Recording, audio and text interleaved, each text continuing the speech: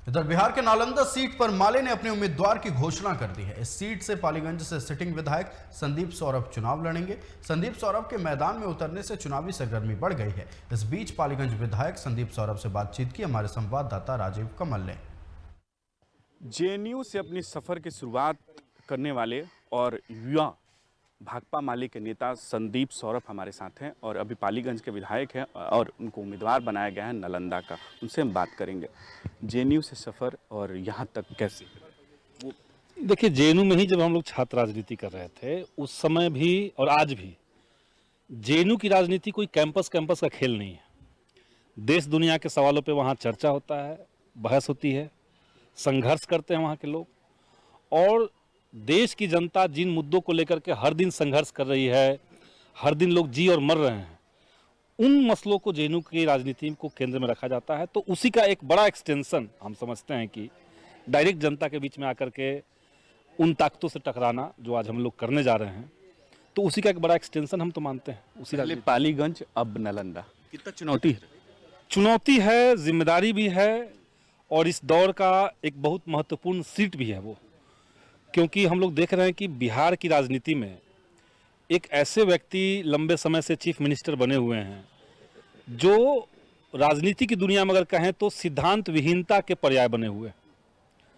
उनको ये लगता है कि वो पेंडुलम बन जाएंगे तो पीछे पीछे जनता भी पेंडुलम बन जाएगी, लेकिन जनता इसके लिए तैयार नहीं है। इस दौर में जब महागठबंधन की सरकार लगातार रोजगार दे रहा था युवाओं को, उस दौर में आप साजिश के बल पे, डर के या जैसे भी आप भाजपा के खाते में चले गए, भाजपा के खेमे में जाकर के बैठ गए। जिन मीडिया कर्मियों को नीतीश जी ने एक बार नहीं 50 बार कहा कि ऊपर से आप लोग को कब्जा कंट्रोल किया जा रहा है, हर सभा में कहते थे, आज खुद ही उनके कंट्रोल में चले गए हैं। तो ये जो राजनीति में सिद्धांतहीनता हो जाएगा, वैचारिकता की कमी अगर हो जाएगी, तो वो जनता में आक्रोश होगा। अब शिक्षा के बड़े मंदिर से हैं, जेएनयू कहा जाता है कि शिक्षा का सबसे बड़ा यूनिवर्सिटी है और बिहार में शिक्षा का स्तर आप जानते हैं कि किस स्थिति में है। शिक्षा के लिए आप लड़े हैं, तो क्या लगता है क्या परिवर्तन होगा सांसद बनने के बाद, वहाँ रख पाइएगा? या जब अगर आप मान लीजिए आपको जीत गए, चुनाव जीत के आप पहुँचते हैं, तो क्या बिहार के युवाओं के लिए क्या? देखिए, हम शिक्षा के सवाल को मजबूती से उठाते भी हैं, रखे भी हैं और एक विज़न भी हमारा है। हम बिहार में आने वाले समय में कॉमन स्कूल सिस्टम की तरफ भी हम लोग बढ़ेंगे, ताकि एक समान शिक्षा सबके लिए सबको मिले। और ख़ास करके जो सरकारी स्कूलों की दशा है उसको कैसे दुरुस्त किया जाए, पॉलिसी किस तरह की बने। शिक्षकों को डरा करके कोई अगर माहौल बनाना चाहे कि हम शिक्षा में सुधार करें तो वो संभव नहीं है। शिक्षकों के साथ एक सौहार्दपूर्ण संबंध सरकार का हो, शिक्षकों को अपने स्कूल जाने में, स्कूल में पढ़ाने में मन लगे, इस तरह का एक वातावरण तैयार करना। ये नहीं कि उनको गन पॉइंट पे रखना। आप कुछ भी सरकार की आलोचना करेंगे तो आपको जेल में डाल देंगे, आपको आपकी नौकरी खत्म कर देंगे। ये जो चल रहा है आज के समय में, शिक्षक लोग तो ये कह रहे हैं कि नीतीश जी का जो तीर है वो तो शिक्षकों के ऊपर लगातार चल रहा है।